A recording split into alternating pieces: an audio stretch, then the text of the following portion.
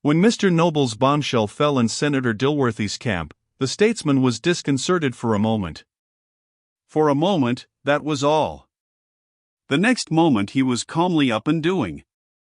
From the center of our country to its circumference, nothing was talked of but Mr. Noble's terrible revelation, and the people were furious.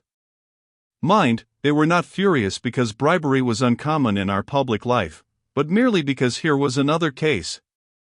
Perhaps it did not occur to the nation of good and worthy people that while they continued to sit comfortably at home and leave the true source of our political power, the primaries, in the hands of saloon keepers, dog fanciers, and hod carriers, they could go on expecting another case of this kind, and even dozens and hundreds of them, and never be disappointed. However, they may have thought that to sit at home and grumble would someday right the evil. Yes, the nation was excited, but Senator Dilworthy was calm, what was left of him after the explosion of the shell. Calm, and up and doing. What did ye do first? What would you do first, after you had tomahawked your mother at the breakfast table for putting too much sugar in your coffee? You would ask for a suspension of public opinion. That is what Senator Dilworthy did. It is the custom. He got the usual amount of suspension. Far and wide he was called a thief, a briber, a promoter of steamship subsidies, railway swindles, robberies of the government in all possible forms and fashions.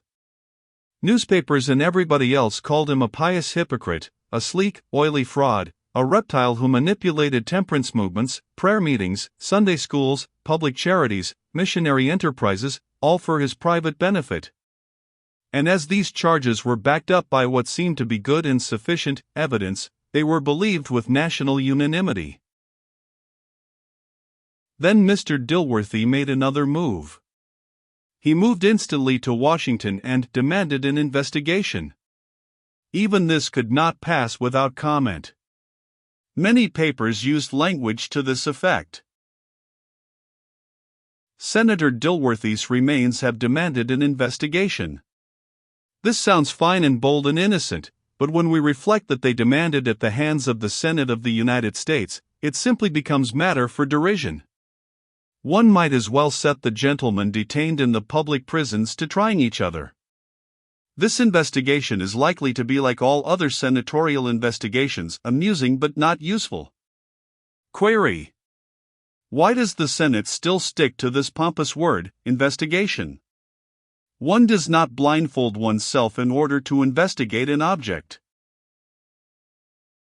Mr. Dilworthy appeared in his place in the Senate and offered a resolution appointing a committee to investigate his case.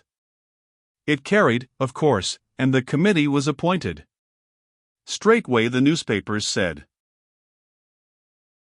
under the guise of appointing a committee to investigate the late Mr. Dilworthy, the Senate yesterday appointed a committee to investigate his accuser, Mr. Noble.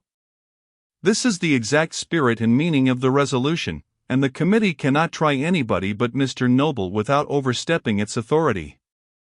That Dilworthy had the effrontery to offer such a resolution will surprise no one, and that the Senate could entertain it without blushing and pass it without shame will surprise no one.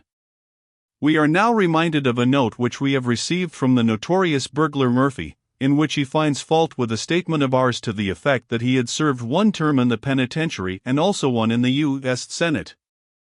He says, the latter statement is untrue and does me great injustice. After an unconscious sarcasm like that, further comment is unnecessary. And yet the Senate was roused by the Dilworthy trouble. Many speeches were made.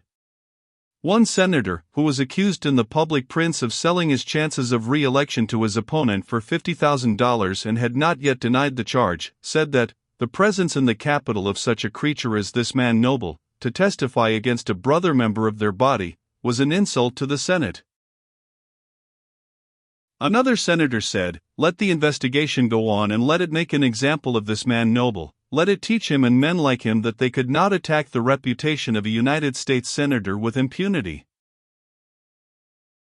Another said he was glad the investigation was to be had, for it was high time that the Senate should crush some cur like this man Noble, and thus show his kind that it was able and resolved to uphold its ancient dignity.